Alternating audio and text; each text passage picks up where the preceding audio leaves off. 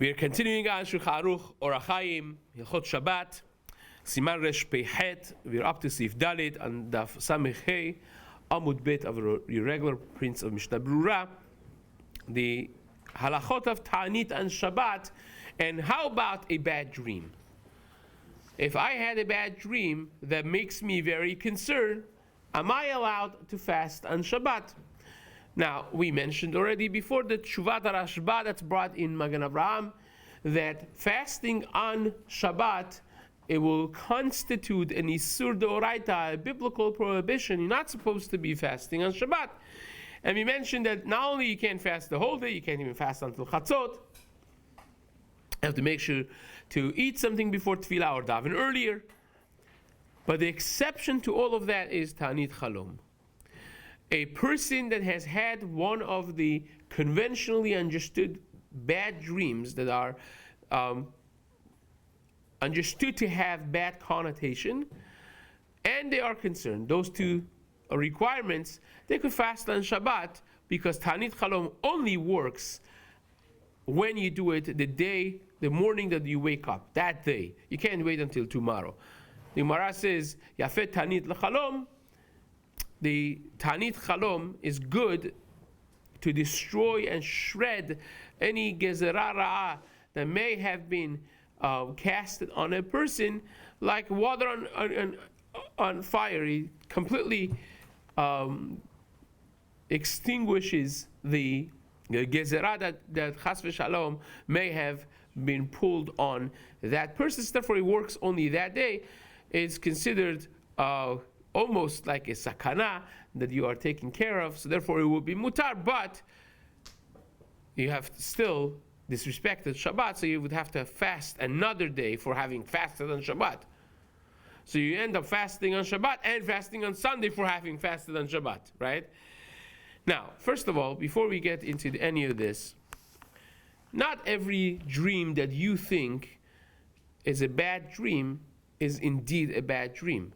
Many of the worst possible dreams that you could come up with actually have a very good connotation, right? Ayin Sham in the 9th parak of Masechet Brachot, right?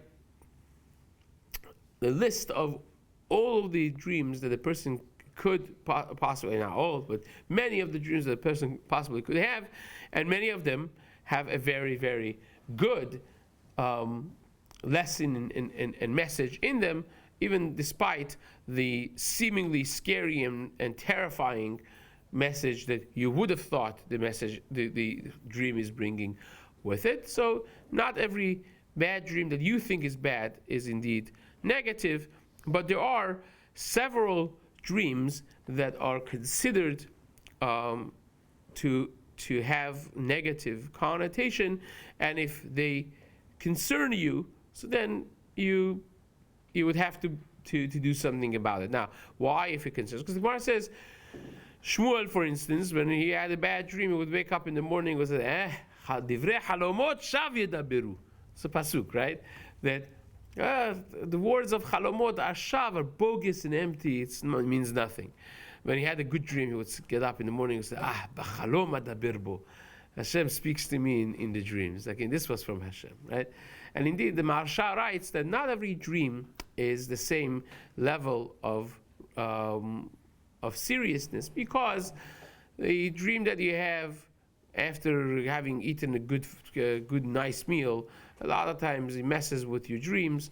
When you have thought process during the day, that comes to a person's dream as well. And then you have Chalomot, like the Maharsha explains, from Shin Dalitz and from Malachim. So Shin Dalitz also is bogus. Only Chalomot that are from Malachim, and not from Shin Dalitz, and not from the food you ate, and not from your thought process. That's the Chalom that is meaningful. So therefore, if a person is less concerned about it, is not that important when he's concerned, we say, well, even though that he didn't see it, his mazal, his neshama, has felt something negative about it. Again, you have people who are constantly, naturally nervous about these things, and they need someone that is calm and composed to talk to them every time.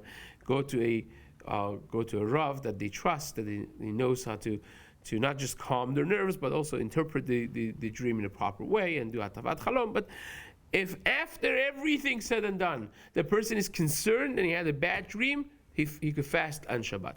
Now, on that, says the Mishna Berura, Ve'im chavero ra'a alav charom ra b'Shabbat, v'siper lo, if your friend saw a bad dream about you, and he says it to you on Shabbat, lo yit'aneh, then you don't have to fast for that on Shabbat. It's only for a chalom that the person had themselves for themselves, and that's what the Chelek Gdolah writes, that you don't end up fasting for a chalom that someone else has had on you. Now, Bet David writes, this is the two Gidolei Sfaradim, the Bet David writes that you're more chayav to fast on the chalom that someone else had for you, about you, than for your own dream even. And the Yad Aaron writes this also in the name of the Tashbetz, the Zkan Aaron, and so on. And Rabbi Yehuda Ayash concurs with this second opinion of the Bet David as well. So therefore, because there is a machloket, even though that you could be mekel because of kavod Shabbat, it's hard to push away the kavod of Shabbat, but nevertheless, he could make a neder in his mind for tzedakah, and decide to fast maybe the day after or whatnot. Hirhuret tshuva of that nature would be permissible and acceptable, but nevertheless, to have a person break Shabbat by fasting, when the Ar Gdolei Aposkim like the Chelek Gdolah that are mekel, it will be a little more difficult. So says the Chafetz Chaim over here, he quotes the Magen Avraham, that the person that has the dream on his friend should fast. Right? In other words, if Reuben had a dream about Shimon, a very bad dream about Shimon, so then perhaps Reuben should be the one fasting. Right? Now, if it's in a regular weekday, so then the person, Shimon, should fast. When Reuben tells him that he's had a bad dream about him, he should be fasting. But in Siman Resh Chaf, the Magen Avraham says that Misha chalam lo chalom kashe al chavero yit'aneh. That person that has had the dream should be fasting, and the Eliyahu Rabbah brings it here as well, that the person who has had the dream is the one that is allowed to fast as well. Again, this is not necessarily talking on Shabbat either, so a person should really ask Shelat Chacham if they have one of these dreams, whether or not they could fast on Shabbat. But nevertheless, this is Ta'anit Chalom is the exception to the rule. V'gam yevale kol hayom b'torah u'b'tefillah. It's not that you are going to fast and go to sleep or go schmooze with people during the Seudah because you can't eat, so you may as well use the mouth to schmooze. But you should be learning Torah and Tefillah and Tehillim. It's the day of the fast is a day of, becomes a day of Torah, Tefillah, and Tshuva, and that would be the element of atonement of kapara for him as well. There are even those who say you could say vidui if you have had such a dream, because once you're breaking Shabbat for fasting, you could also break it for vidui. But again, that's everyone should ask a question in the details of what they can and they cannot do when it comes to this hora'ah. Now, a person that is weak and can't necessarily fast, someone that is a woman, for instance, that is pregnant or is nursing, and if they fast, that will be really detrimental for their health or the health of the child, then a moreh hora'ah should not paskin for them to fast, even during the weekdays, forget about Shabbat, but they should give pidyon nefesh for tzedakah, give a large amount to tzedakah, and that day they should dedicate it to tshuva and learning Torah and tefillah, and that would be the greatest mizbeach kapara b'ezrat Hashem for them, because fasting would not be healthy for them; it will be dangerous. So therefore, they should stay away from that.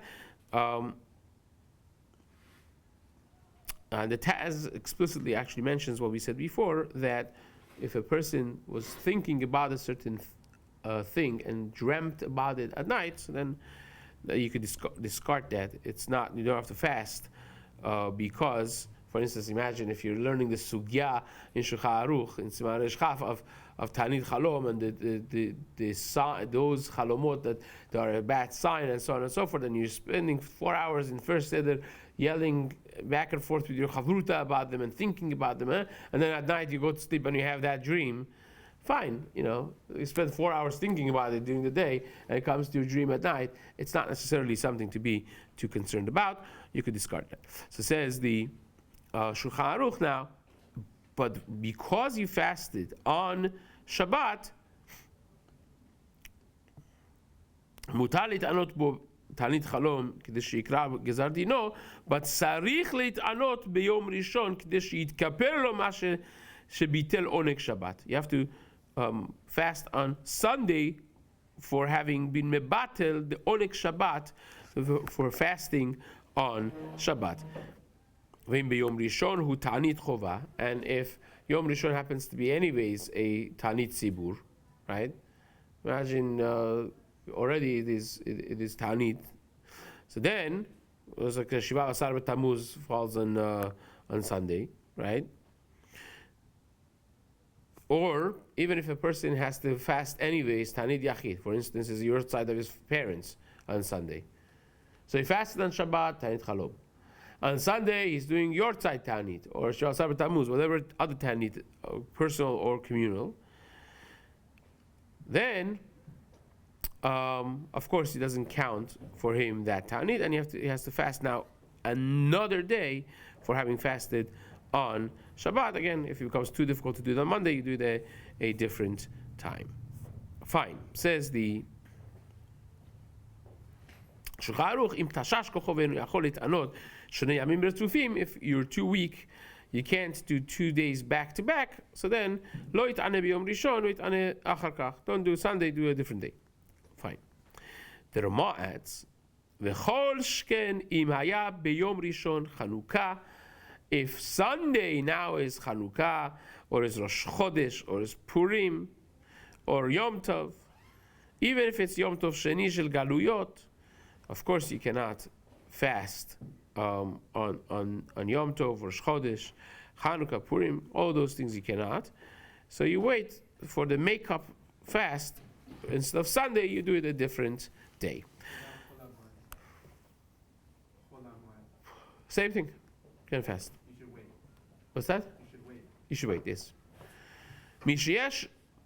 ויש אומרים ישן שנת צהריים. There are those who say that if you go to sleep during lunchtime, during the day, וחלם לא חלום רע, right? And you had a bad dream, when you wake up, you finish the day with Tanit. Right? Fine. At Chatzi Alayla, until not just the end of the day, but you do a half a day. That means you do it until the midnight. And then at midnight you do Havdalah.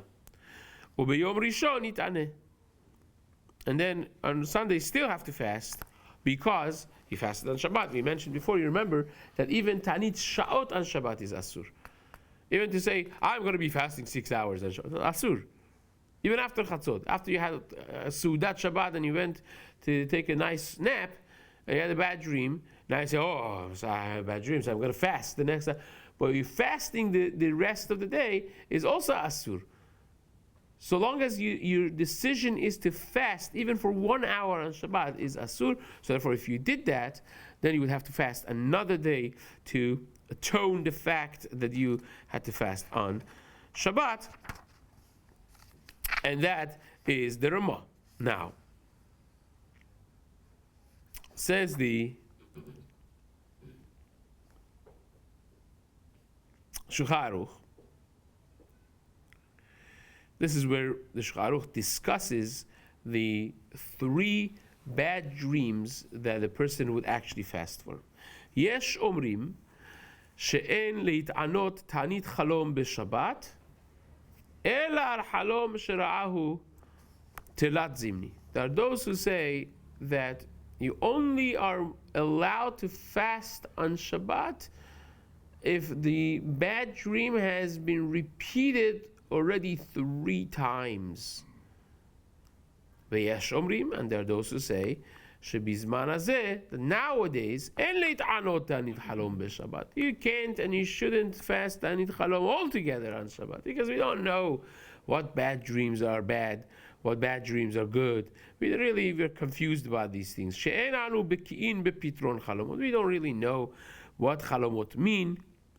Leda eze tov ve'eze ra. To know which one is good, which one is bad. Which means, what we said before, many of them, they seem bad, but they're actually very, very, very good.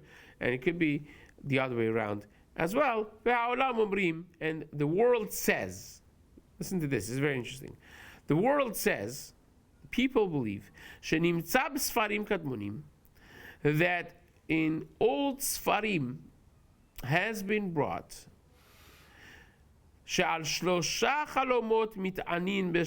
that these 3 dreams, you have any of these 3, you fast. What are they? If chas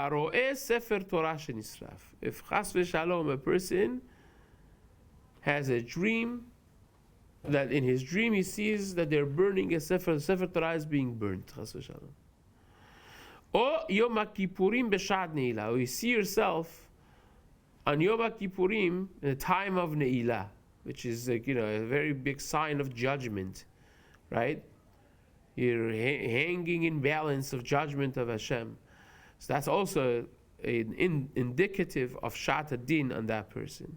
So considered not a good dream. Or Korot Beto Shinav Shenaflu. Or you have in dream, or that in the dream the walls of the house or the tooth of a person, teeth, Shinav, it's machloked if one is considered or not. So if he has a dream that his teeth are falling, Ve'yesh omrim ha'roeh Yom Kippurim afilu shelo b'shat ne'ilah. There are those who say, if you see yourself on Yom Kippur, that means in your dream is Yom Kippur that you're seeing, even if it's not ne'ilah time, just Yom Kippur by itself is also not a good sign. Ve'yesh omrim ha'roeh koreh b'Torah. And there are those who say, see, this, even this 3, there's a lot of yesh omrim, so there's a lot of machloket what the 3 are, right? Again, the first 3 are, seemingly more the main 3, and then there are additions that are there. So for Torah shenisraf, Yom HaKippurim, Shad Ne'ilah, walls or teeth falling, right? And then you have some say that Yom HaKippurim even without Ne'ilah, and some add that if you're reading from the Torah, which is an interesting thing. Reading the Torah, you would think to yourself that reading the Torah, what's wrong with reading the Torah, right? So the Matei Yehuda Ayash and Rabbi Tzchak Palaji, they both explain that they're showing him that he has avonot, and they are, cashing in his avonot, and he needs to go read the Torah as an atonement. Unlike people think, learning Torah is the greatest atonement. The Midrash says in Vaikra, I believe it's in Vaikra Rabbah, Perek Chavvav, if I'm not mistaken, Chavhei Chavvav, that there says, he compares the Torah with all the korbanot. It says the greater than all the korbanot combined is Limud Torah as a means of atonement. We usually look at the Torah as the biggest mitzvah. We don't look at it as the biggest atonement, the tool for kapara. but the Midrash says it's a tuva kapara. So therefore, says Rabbi Yitzchak Pelagi, the reason they're showing you that you should be running to learn Torah is maybe because you need the law of kapara over here, right? So, but that is another Yeshomrim over here. Let's just finish the Seif. Yeshomrim haroeh shenosei isha. Another one is when a person sees that he is getting married, right? You would think that that's a good dream, right? Well, it's a great thing to get married, but again, the same connotation that could also be because the Gemara says when a person gets married, they give him atonement, they give him kaparat avonot. You start with a new slide now, complete, fresh beginning. HaKadosh Baruch Hu gives a person, right? And therefore, if they're showing you that you perhaps need some kaparat avonot over here, right? It will be a sign that the person needs kapara as well. But if you don't see the simcha, the dancing of the wedding, it's not necessarily going to be part of this dream. But again, these are things that you have to ask a question from a more hora'ah muvhak, someone that knows these things and knows and understands not just the sugya, but understands a little more about the dreams as well.